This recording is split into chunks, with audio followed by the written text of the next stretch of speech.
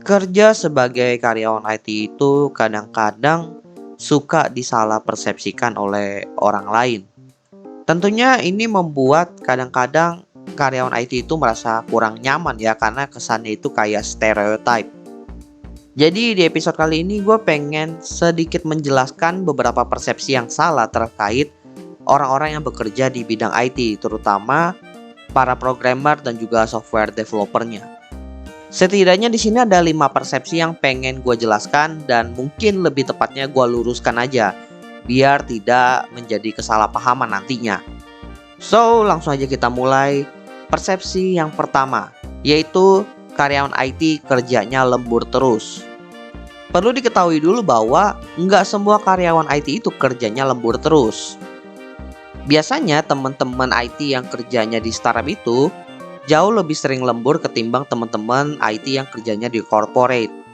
Pada dasarnya kan alasan karyawan lembur itu tanpa melihat divisi ya karena ada pekerjaan yang belum diselesaikan.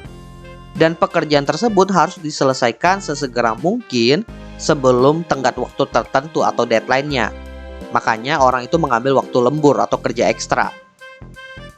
Tentunya alasan karyawan IT itu lembur itu nggak jauh berbeda dengan karyawan yang ada di divisi lain.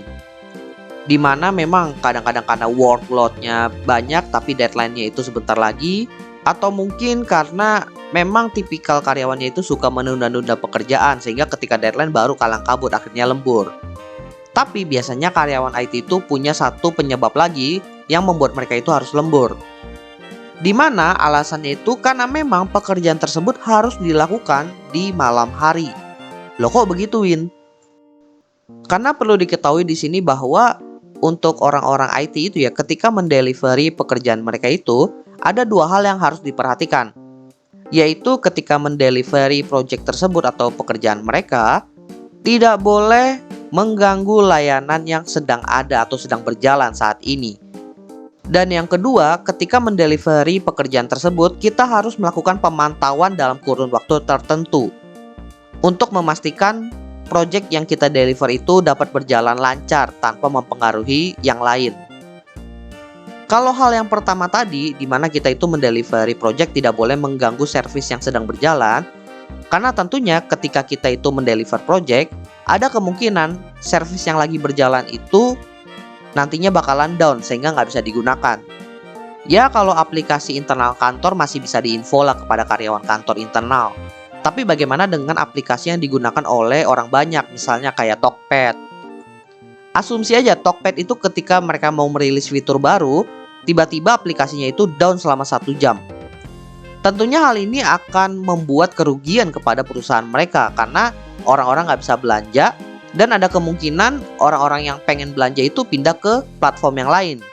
Artinya apa? Artinya Tokopedia tadi kehilangan revenue dan juga kehilangan customer potensial mereka. Makanya untuk menghindari resiko ini, maka dipilihlah waktu di mana aplikasi tersebut benar-benar tidak digunakan atau enggak setidaknya transaksinya itu sedikit sekali, yaitu di malam hari. Makanya kalau karyawan IT itu mau deliver fitur baru, biasanya mereka itu lembur. Kemudian ketika mereka sudah mendeliver, itu bukan berarti udah selesai. Mereka itu harus melakukan pemantauan juga. Terkadang project atau pekerjaan yang kita deliver itu bisa nyenggol pekerjaan lama yang sudah dikerjakan juga loh. Entah kita yang kerjain sendiri atau kerjaan oleh orang lain. Dan kalau kesenggol bisa aja membuat servis kita jadi bermasalah juga. Biasanya tugas ini masuk ke pekerjaannya IT di bagian maintenance juga. Makanya kadang-kadang ketika orang IT itu pengen deliver fitur baru atau melakukan maintenance, itu yang lembur lumayan banyak orangnya karena banyak yang perlu dipantau, jadinya nggak bisa satu orang aja yang lembur. Jadi kalau dibilang orang IT itu sering lembur, jawabannya tergantung pekerjaannya, apakah banyak atau tidak, ataukah memang mengharuskan mereka itu untuk lembur atau tidak. Ya pada dasarnya nggak jauh berbeda lah sama karyawan di divisi lain. Selanjutnya, persepsi terkait karyawan IT atau orang IT itu yang salah adalah orang IT itu penyendiri atau suka bekerja sendiri. Jawabannya enggak. Kalau kita bicara karyawan IT yang udah bekerja di perusahaan tentunya itu pasti udah berkolaborasi dengan divisi lain. Sehingga enggak mungkin mereka itu kerja sendiri. Mau nggak mau, suka tidak suka harus bekerja dengan orang lain.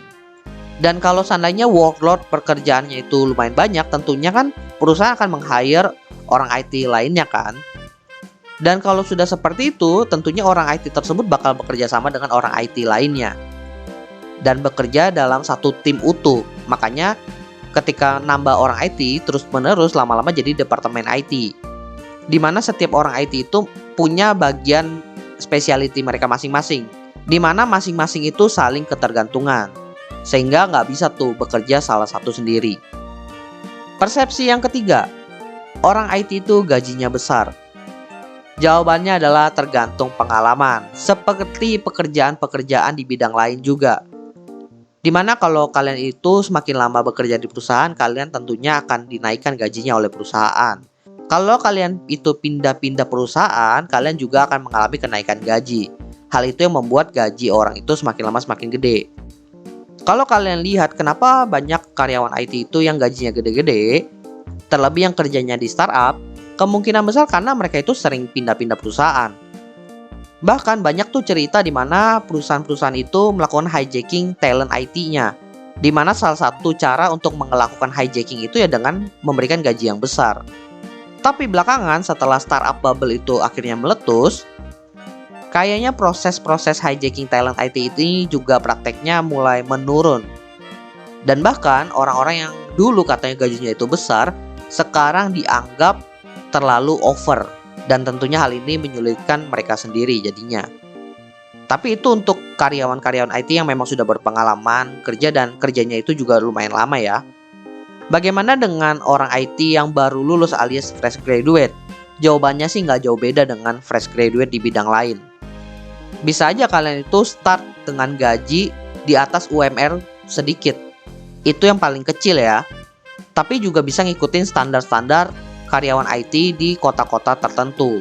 Misalnya kayak di Jakarta.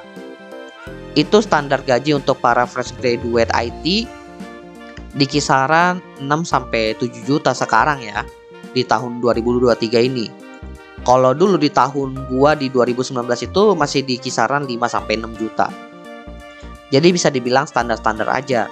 Tapi kalau kalian ketemu orang IT fresh graduate yang gajinya itu bisa langsung 2 digit, dicek dulu apakah dia itu kerjanya di perusahaan luar yang gajinya itu bayarnya pakai dolar. Itu bisa juga penyebabnya gajinya itu jauh lebih gede.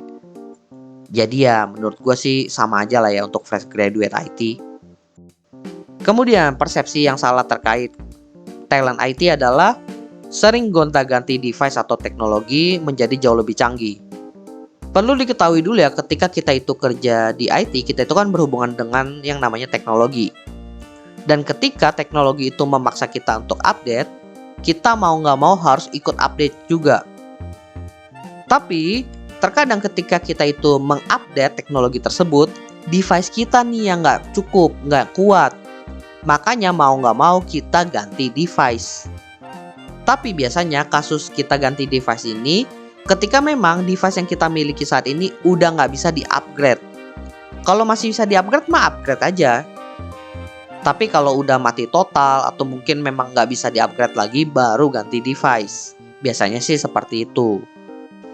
Tapi memang ya, kebanyakan orang IT itu sering gonta-ganti device ketika mereka itu benar-benar baru masuk nih, baru terjun di dunia IT. Karena nggak tahu. Semakin lama di dunia IT, lu bakalan tahu ketika lu itu pengen ganti device, lu itu bakalan ganti ke device yang jauh lebih mahal. Dengan tujuan apa? Dengan tujuan umur penggunaan device-nya itu makin lama, makin panjang. Jadi bisa dibilang seiring perjalanan karir orang IT itu, dia bakalan makin jarang ganti device. Karena dia itu udah ngerti nih cara milih device yang baik dan juga bisa menunjang dalam kurun waktu tertentu juga.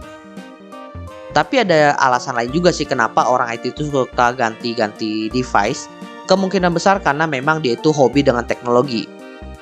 Kalau udah hobi, udah passion, ya mau dikata apa lagi. Memang dia itu punya ketertarikannya di device-device baru. So let it be.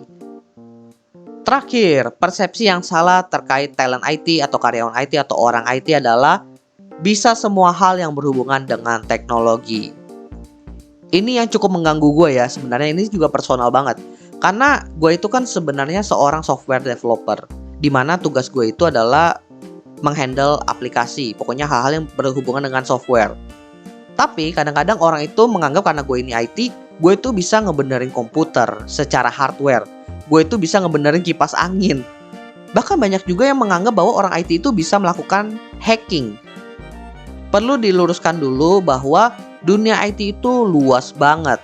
Dan setiap orang IT itu udah punya specialty mereka masing-masing. Udah punya pekerjaan yang fokus mereka handle di perusahaan mereka atau di pekerjaan mereka. Mungkin ada orang yang menguasai beberapa bidang di IT, tapi tentunya orang itu punya satu specialty mereka setidaknya. Meskipun orang IT itu dipaksa untuk terus update terhadap teknologi, tapi mau nggak mau kita itu bakalan lebih fokus ke update teknologi yang berhubungan dengan specialty-nya kita. Kalau ditanya, tahu nggak terkait teknologi A, B, C? Ya tahu mah tahu aja. Tapi kalau ditanya bisa apa enggak, itu belum tentu. Karena balik lagi, bidang IT itu sekarang luas banget. Sehingga untuk bisa menguasai semuanya itu bisa dibilang orang tersebut harus jadi Superman dulu. Apakah ada orang yang bisa seperti itu? Jawabannya ada. Tapi nggak bisa digeneralisasi untuk semua orang IT.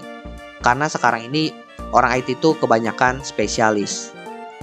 Jadi sekali lagi, jangan anggap orang IT itu serba bisa terhadap teknologi. Jadi kalau kalian ketemu orang IT, tanya dulu, dia itu spesialitinya atau pekerjaannya itu berhubungan dengan apa.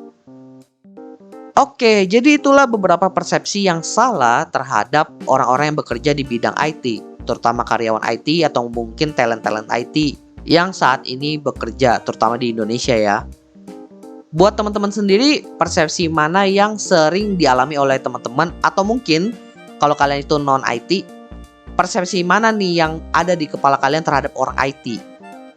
Semoga dengan episode kali ini setidaknya bisa sedikit meluruskan aja terkait persepsi-persepsi tersebut. Sehingga bisa dibilang kita itu mulai paham terhadap bidang yang bisa dibilang masih lumayan baru juga ini, teknologi.